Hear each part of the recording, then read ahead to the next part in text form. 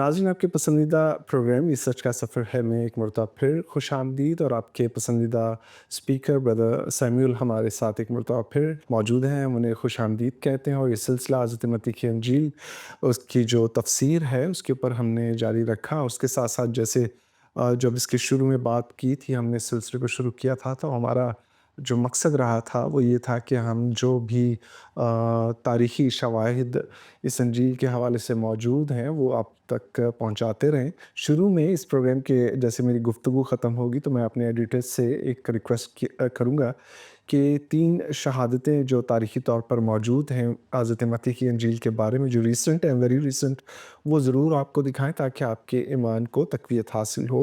नाज़रीन, आप जानते हैं कि हमने हज़रत मत्ती की इंजील के ऊपर सिलसिला शुरू कर रखा है जिसमें हम उनके थियोलॉजिकल पर्सपेक्टिव्स और मैसेजेस के साथ-साथ तवारीख़ी जो शहादतें हमारे पास मौजूद हैं उनके ऊपर भी गुफ्तगू कर रहे हैं। तो प्रोग्राम शुरू होने से पहले छोटा-सा क्लिप देखिए। Have you heard the parable of the workers and the vineyard owner? It's a timeless story of justice, grace, and divine generosity. In 2024, archaeologists made a groundbreaking discovery in Megiddo, Israel. A 3rd century mosaic inscribed with God Jesus Christ was unearthed. This echoes the message of equality and grace in Matthew 20. In Jerusalem, ancient olive trees and grapevines were found. These findings bring Jesus' parables to life, grounding them in history. A lost Syriac translation of Matthew was uncovered in the Vatican Library. These discoveries remind us the gospel is spiritually and historically true. नाज़रीन, आपने यकीनन ये जो clip देखा है इसको note किया होगा चीज़ें, और उसके अलावा भी स्लाइड्स वगैरह भी हम आपको प्रोवाइड कर सकते हैं और आप कांटेक्ट करके भी मज़ीद जान सकते हैं, क्योंकि हम उस चीज़ को चैलेंज करना चाहते हैं, उस अंडरस्टैंडिंग को। जब गैर मसीही हमें कहते हैं कि आप अंधे ईमान को की पैरवी करते हैं, आपका ईमान अंधा है, तो हम जो क्रिश्चियन डेफिनेशन है ईमान की उसके बारे में बात करना चाह रहे हैं कि हमारा ईमान अंधा नहीं है, बल्कि आज भी हम इन चीज़ों के ऊपर तहकीक कर रहे हैं। सर, मैं आपके साथ प्रोग्राम का आगाज़ करना चाहता हूँ सवाल के साथ, हमेशा की तरह, और वो ये है कि हज़रत याकूब और यूहन्ना की एक दरख्वास्त नज़र आती है हम इस चैप्टर में कि वो जनाब मसीह से कहते हैं कि वो जब अपनी बादशाहत में आए तो वो उनके दाएँ या बाएँ बैठे। इस पर काफ़ी गुफ्तगू हुई, पहले भी प्रोग्राम हुए। तो सवाल ये है कि जो पूछा गया वो ये कि क्या ये इंसानी जात तलबी का नतीजा थी? और एतराज़ ये है कि वो तो मछेरे थे, वो ऐसा क्यों सोच सकते थे? फिर दूसरा ये कि वो यहूदी रवायती तसव्वुरात का, क्योंकि वो यहूदी थे, इनके ज़हन में ये टीचिंग कहाँ से आई होगी और ये क्यों उनके ज़हन में इस तरह की बात आई मसीह के साथ रहते हुए भी? या मसीह की अलूहियत के फ़हम का कि मसीह इलाही ज़ात हैं, वो ये जान गए थे और वो चाहते थे कि जब ये बादशाहत आए तो हमें अच्छा मकाम मिले। और खुदा यीशु मसीह ने इस ख़्वाहिश को ख़िदमत के तसव्वुर की तरफ क्यों और कैसे मोड़ा? फ़र्स्ट ऑफ़ ऑल तो brother ji, thank you so much. मैं आपको, नाज़रीन को और सारी टीम को सलाम पेश करता हूँ, और इस दुआ के साथ कि आज का भी एफ़र्ट खुदावंद नाज़रीन के लिए बाइस बरकत बनाए। बड़ा अच्छा क्वेश्चन आपने स्टार्ट में ही पूछा है। तो हम सबसे पहले देखेंगे कि जिस दौर की हम बात कर रहे हैं, तो जो इल्मुल तफ़सीर है उसमें बैकग्राउंड का, पस मंज़र का पता होना भी बहुत इम्पोर्टेंट है, ज़रूरी है। तो आजकल जमहूरियत का दौर है, और हम जानते हैं कि जमहूरियत कैसा निज़ाम या तर्ज़ हुकूमत है। तो जब बादशाही निज़ाम था तो बादशाह के राइट और लेफ़्ट बैठने वालों का ऑनर, इज़्ज़त, मुकाम सोसाइटी में उनका रिगार्ड जो बहुत बहुत ख़ास होता था। कैसर भी उस वक्त बादशाह था, और इस कैसर से पहले यूनानी जो हुकूमत है वो भी गुज़री थी। तो लोगों को पता था कि बादशाह की राइट साइड और लेफ़्ट साइड की वैल्यू और अहमियत क्या है। तो इसमें जो 3 चीज़ें आपने पूछी हैं, क्या ये इंसानी जात तलबी का नतीजा है, अच्छी पोजीशन, अच्छी जगह की तलब का नतीजा है, या यहूदियों की कुछ रवायात का ये असर है, या फिर मसीह की अलूहियत से वाकफ़ियत की वजह से वो खुदावंद की कुर्बत में जगह मांग रहे हैं या रहना चाहते हैं। तो सबसे पहले तो हमें ان تینوں چیزوں کے ساتھ ساتھ ایک چیز اور نظر آتی ہے کہ ماں کا پیار. تو ماں جو ہے وہ اپنے بچوں کے لیے خداوند سے درخواست کرتی ہے, لیکن ظاہر ہے ماں کے پیار کے پیچھے بھی وجہ یہ ہے کہ میرے بچوں کو اچھا مقام ملے. تو اس میں انسانی جو خواہش ہے اچھے مقام کی, عزت کے مقام کی, ایک تو ہمیں وہ یہاں پر نظر آتی ہے.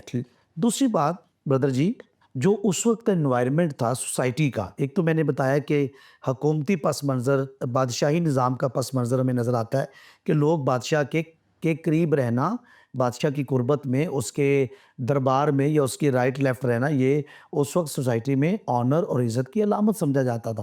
اور بڑے لوگوں سے جان پہچان جو ہے یہ وقار اور اعلیٰ مقام کی نشانی تھی. دوسرا, یہودی سوسائٹی میں اچھی جگہ پر بیٹھنا, یہ خداوند یسوع مسیح کی تعلیمات سے یہ جھلک ہمیں نظر آتی ہے کہ جب تم کسی جگہ پر جاؤ تو صدر نشینی پسند نہ کرو, پیچھے بیٹھو. وہاں تم سے زیادہ معتبر کوئی شخصیت جو ہے وہ آئی ہو یا اس کو بلایا گیا ہو تو تم پیچھے جا کر بیٹھو تاکہ میزبان تمہیں خود اچھی جگہ پر بٹھائے. تو اس سے بھی ہمیں پتہ چلتا ہے کہ اس سوسائٹی میں, اور پھر یہودیوں کا جو مذہبی طبقہ تھا, خاص لباس پہننا, چوک و بازاروں میں کھڑے ہونا, سلام جو ہے لوگوں سے سلام کروانا, تو اس طرح کی چیزیں سوسائٹی میں ہمیں نظر آتی ہیں کہ عام لوگ بھی عزت طلبی, عزت پسندی کی عادت میں مبتلا تھے اپنے مذہبی لیڈرز کو دیکھ کے. لیکن یہ ایک ڈیفرنٹ لیڈر جو ہے یہ پیدا ہوا ہے, اور اس کو لوگوں سے عزت کی بجائے, لوگوں سے سلام کی بجائے, اور لوگوں سے کسی اور جگہ سے یعنی عزت اور حوصلہ افزائی کی اس کی آرزو ہے, یعنی آسمان سے, خدا کی طرف سے.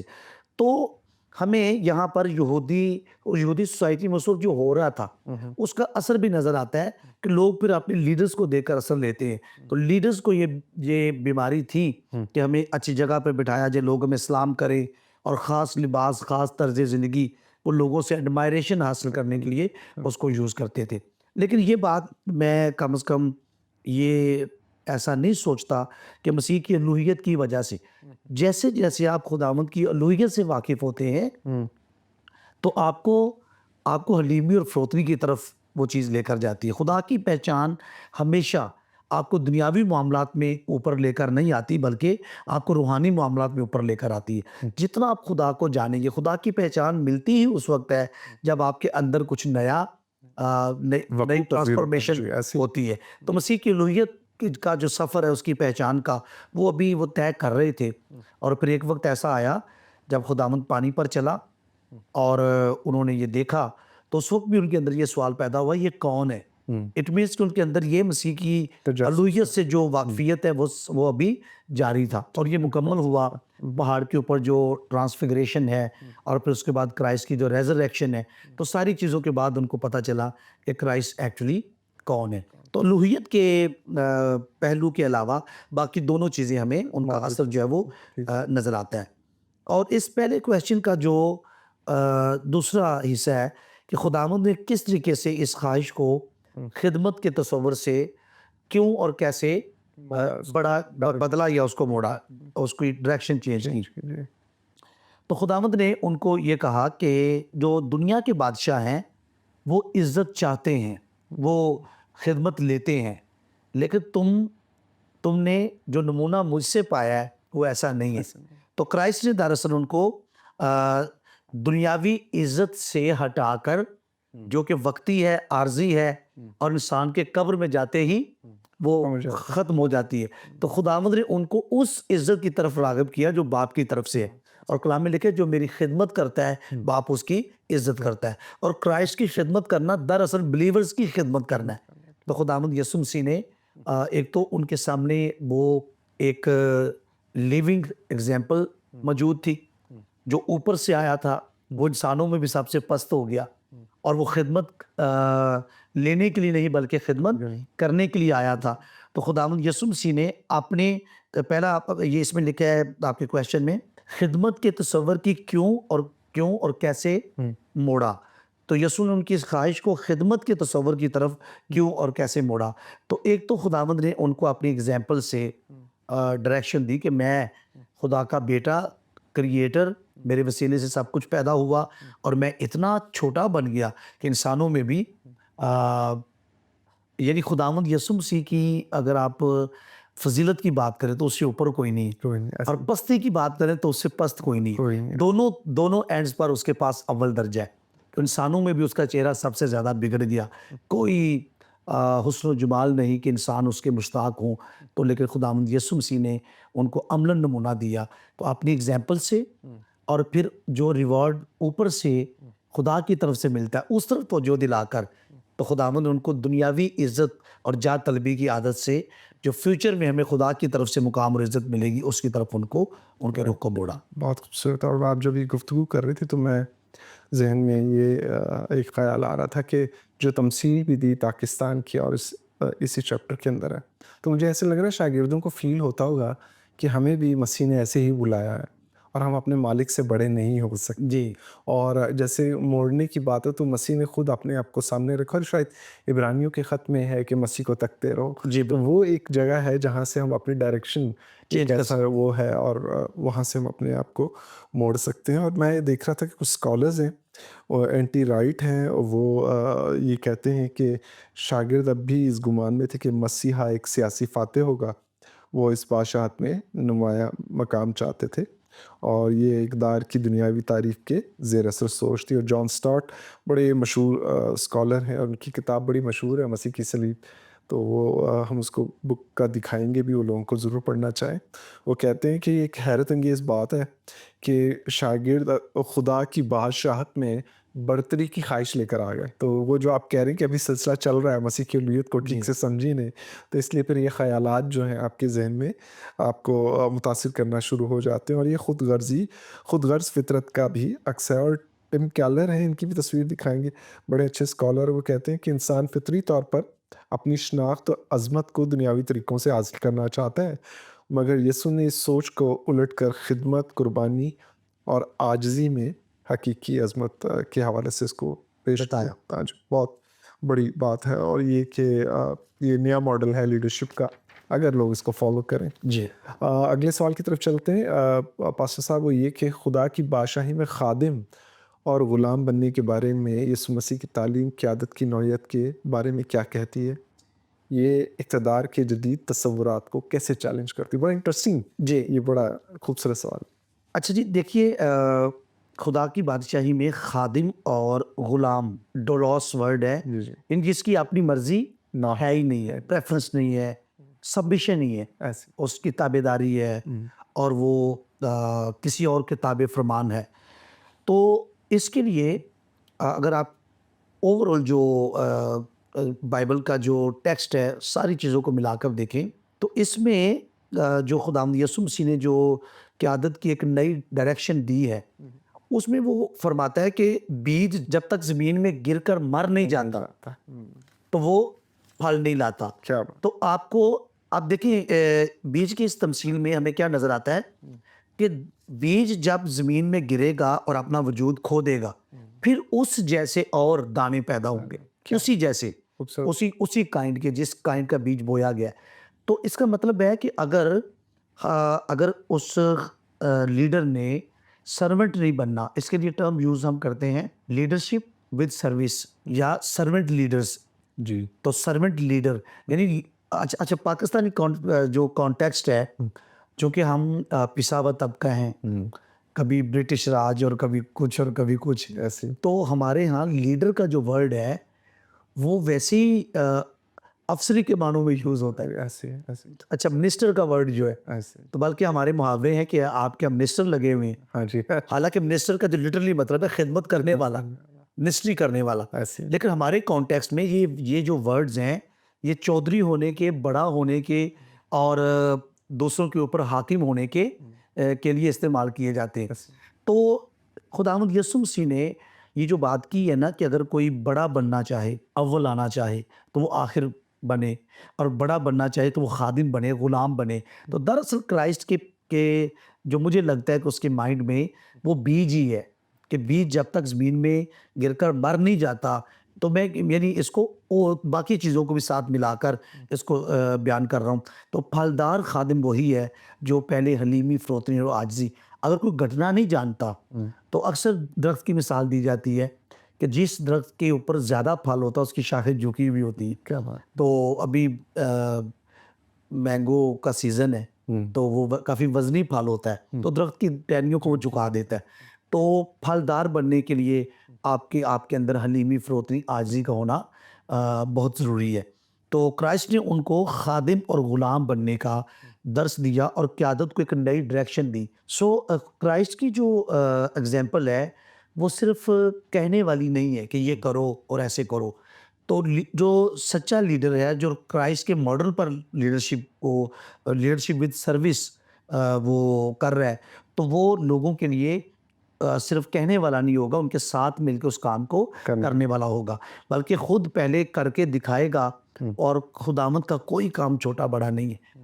تو اس میں یہ جو آج کل ٹرینڈ ہمیں نظر آتا ہے کہ خادم ہے، پاسٹر ہے، ایک اس کے شوز اٹھا رہا ہے، ایک اس کے اوپر جو ہے وہ امبریلا کیے ہوئے ہے، دوسرا اس کے کوٹ کو اس کو پہنا رہا ہے. وزیر اعظم اور دوسری بات سمجھے کتنی یعنی شیمفل سچویشن ہے. جو بائبل جس کی ہماری عزت ہے اور جس کو پریچ کرنے کے لیے ہم نکلتے ہیں، بائبل اٹھانے والا ایک بندہ پیچھے ہے. تو یعنی ہم اپنی بائبل اٹھانے کے قابل نہیں ہے، سلیب کیسے اٹھائیں گے. کیا بات. تو لوگ آپ کو عزت دیتے ہیں، رسپیکٹ دیتے ہیں، اور وہ بیگ اور بائبل چھیننے کی کوشش کریں گے کہ ہمیں پکڑا دیں. آپ کو پتا ہو کہ آپ نے کیا کرنا ہے، تو آپ نے ان کے نمونہ بننا ہے، ایگزامپل بننا ہے، رول ماڈل بننا ہے. تو کرائسٹ نے دراصل خدا کی بادشاہی میں، دنیاوی بادشاہی میں جو منسٹر ہوتا ہے، جو بادشاہ ہوتا ہے، وہ خدمت لیتا ہے. لیکن خدا کی بادشاہی میں کچھ پانے کے لیے خادم بننا، غلام بننا اور خدمت کرنا. تو یہ اقتدار کے جدید تصورات کو کیسے چیلنج کرتی ہے.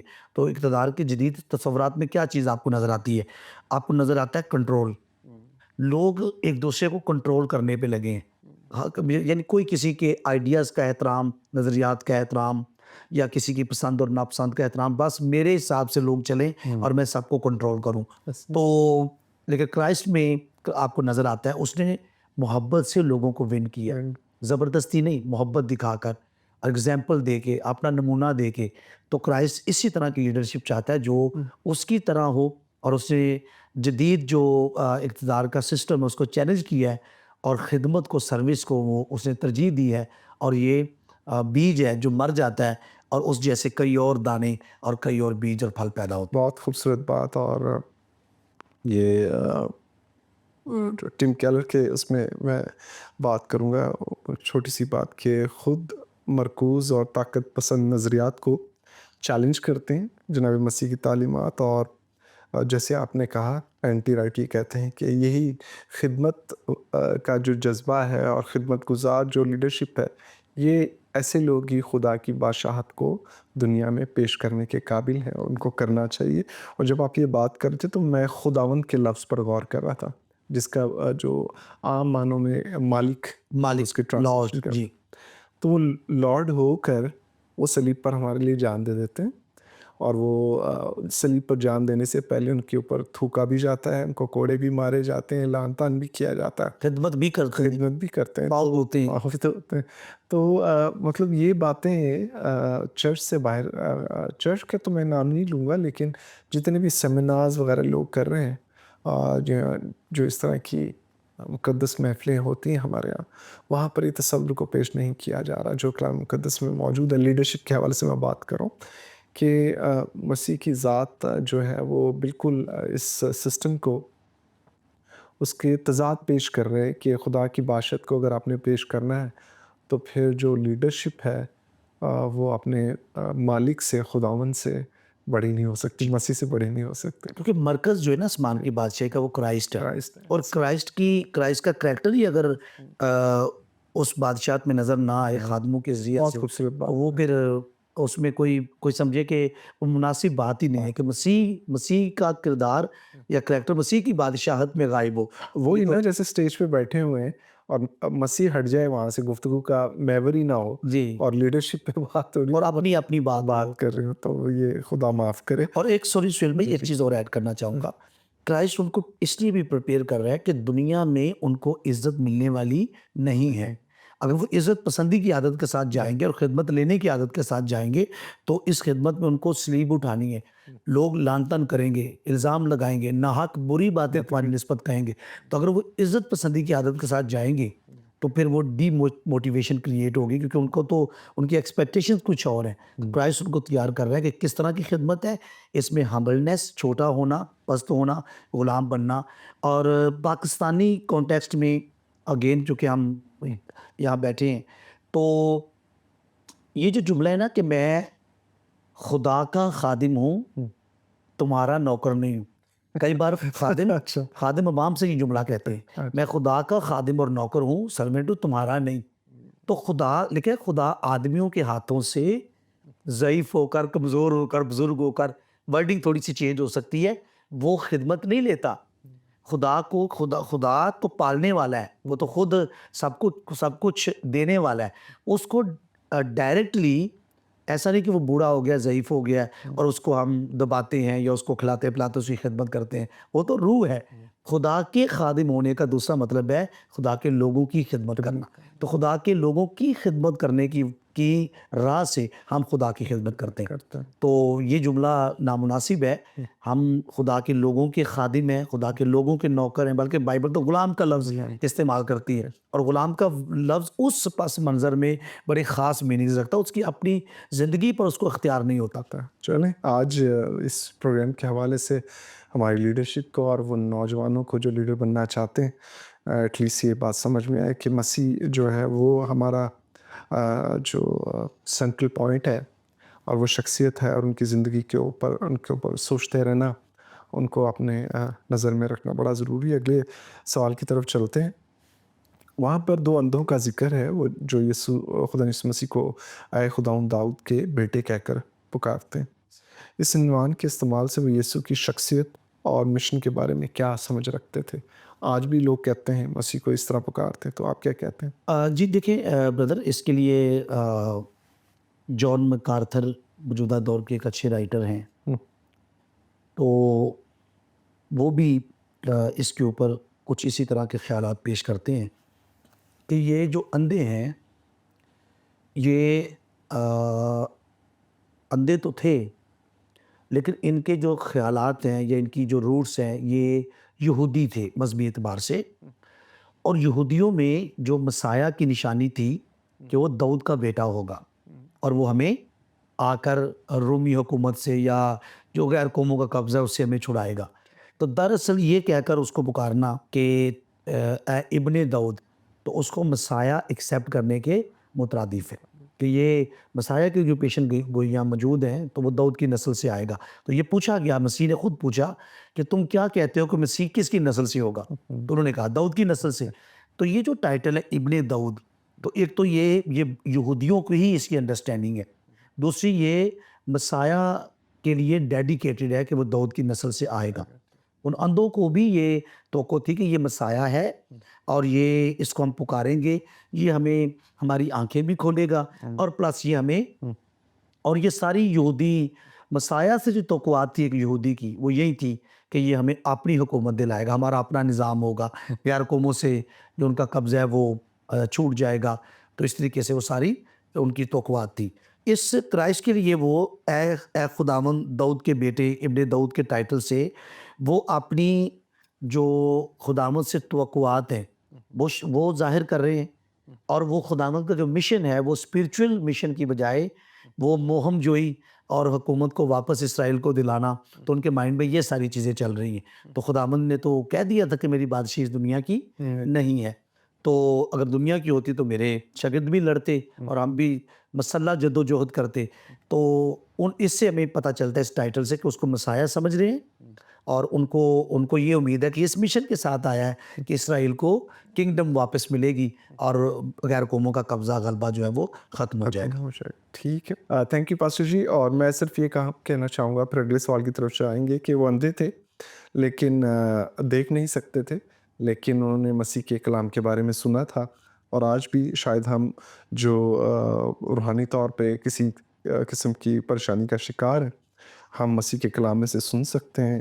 ہم ان کو دیکھ تو نہیں سکتے، لیکن اسی طرح ہم خدا یسوع مسیح کے کلام کو انجیل میں سے سن کر اور ان سے اپنی نجات کے لیے درخواست گزار ہو سکتے ہیں اور اپنی نجات حاصل کر سکتے ہیں. یہ پکارنا صرف ایمان کی علامت تھی، بلکہ یسوع کے رحم اور اختیار کو तस्लीम करने का इजहार भी थी, ये क्रेग केनर कहते हैं। अच्छा, अगला सवाल बड़ा खूबसूरत है, आप पास्टर भी हैं, आपका चर्च भी है, आप तो ज़रा देखिएगा। ये खुदा यीशु मसीह ने हजूम को नज़रअंदाज करके अंधों की पुकार सुनना चाहा और उसकी रहमत और तरजीहात के बारे में हमें ये सवाल क्या सिखाता है? मतलब अच्छा ये देखिए, मसीह मैं ना तर्जुमा- इसमें इस क्वेश्चन में ये जो वर्ड है ना नज़रअंदाज, इस पर थोड़ा सा मैं ठीक है, रिजर्वेशन है आपकी। जी कि नज़रअंदाज क्राइस्ट कभी किसी को नहीं करता। ठीक है। अच्छा, उसने अपनी खिदमत के बारे में, बल्कि रियलिटी जो है, ग्राउंड रियलिटीज़, कि अगर 99 भेड़ें गल्ला के अंदर हैं और ख़तरे से बाहर है, वो महफूज हैं, तो उस एक की तरफ जाना है जो खो गई है। तो ये क्राइस्ट ने, अच्छा इसको आप कॉमन सेंस की बात। कॉमन सेंस और नीड बेस है, जी, yes. नीड बेस है। अच्छा, वो जो 99 है जो प्रोटेक्टेड हैं और जो भेड़खाना के अंदर हैं, उनको कोई ख़तरा नहीं है, तो वो नज़रअंदाज नहीं है, वो एक्चुअली उस जोन में जहाँ पर ऑलरेडी सिक्योरिटी उनके पास है, तो उसको ज़रूरत है। दूसरी बात, भीड़ में होना काफ़ी नहीं है। वाह। बहुत से लोग चर्च में होते हैं पर खुदा को कभी पुकारते नहीं, तो वो भीड़ में तो वो भीड़ तो साथ थी, पर जो पुकारेगा, ज़बूर 91 में क्या लिखा है, जब वो मुझे पुकारेगा तो मैं उसको जवाब दूंगा।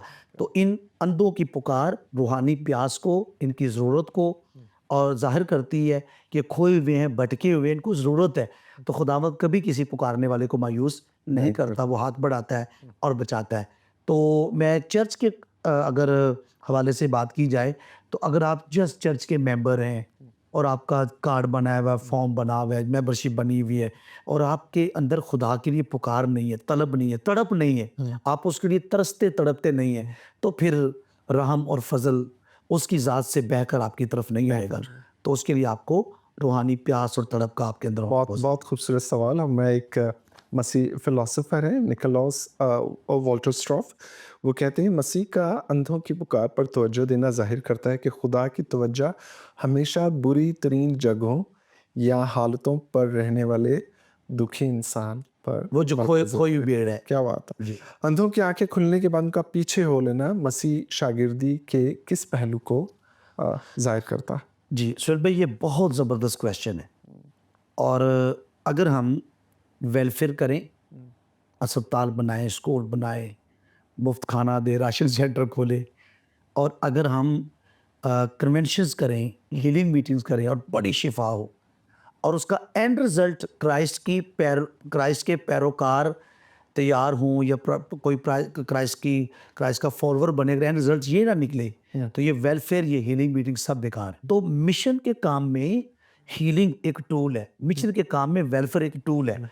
पर अगर वेलफेयर जस्ट वेलफेयर है, हीलिंग सिर्फ जिस्मानी शिफा तक है, और कोई क्राइस्ट को अपनी ज़िंदगी नहीं देता, उसका पैरोकार नहीं बनता, तो इट मीन्स कि हम एक तो क्राइस्ट के नमूने पर हीलिंग का काम नहीं कर रहे। क्राइस्ट ने जिसको हीलिंग दी, उससे ये तोको की कि मेरे पीछे हो जाए। बहुत सारे लोग चर्च को डायरेक्टली सपोर्ट नहीं करते, वो वेलफेयर को ज़्यादा सपोर्ट करते हैं, और उनको ये लगता है कि वेलफेयर करके हम लोगों को, लेकिन वेलफेयर करने के, अगर वेलफेयर करने से क्राइस्ट के लिए लोग शागिर्द पैदा नहीं हो रहे, मोइज़ात भी आप कर रहे हैं, हीलिंग मीटिंग्स कर रहे हैं, लेकिन शागिर्द पैदा नहीं हो रहे, तो आपका वो सब कुछ करना बिजनेस हो सकता है, वो मिशन वर्क नहीं हो सकता। क्राइस्ट ने उन अंधों की आंखों को खोला, और क्राइस्ट के मोज़े का अल्टीमेट जो अचीवमेंट थी, वो उनकी ज़िंदगी में वो काम था जो हमेशा की ज़िंदगी है, वो हमेशा की ज़िंदगी तक पहुँचे, मसीह के फॉलोवर बन गए।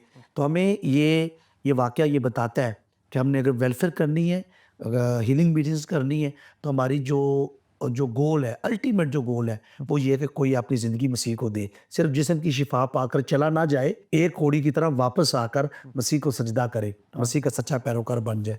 अदरवाइज़ ये राइटर का नाम मेरे ज़हन से निकल रहा है, एक राइटर कहता है कि अगर हम इस इंटेंशन के बगैर ये सब कुछ कर रहे हैं, तो हम ठीक जगह पर नहीं खड़े हैं। और इस छोटी सी बात के साथ कि अगर आप मसीह के पीछे नहीं हो रहे, तो फिर आप शागिर्द होना, उस बात को समझ नहीं सकते हैं, और उसके लिए ज़रूरी है कि इस जुमले को कभी भी अपनी गुफ्तगू से हज़फ ना करें। छोटी सी बात के साथ इजाज़त दीजिएगा। खुदा हाफ़िज़।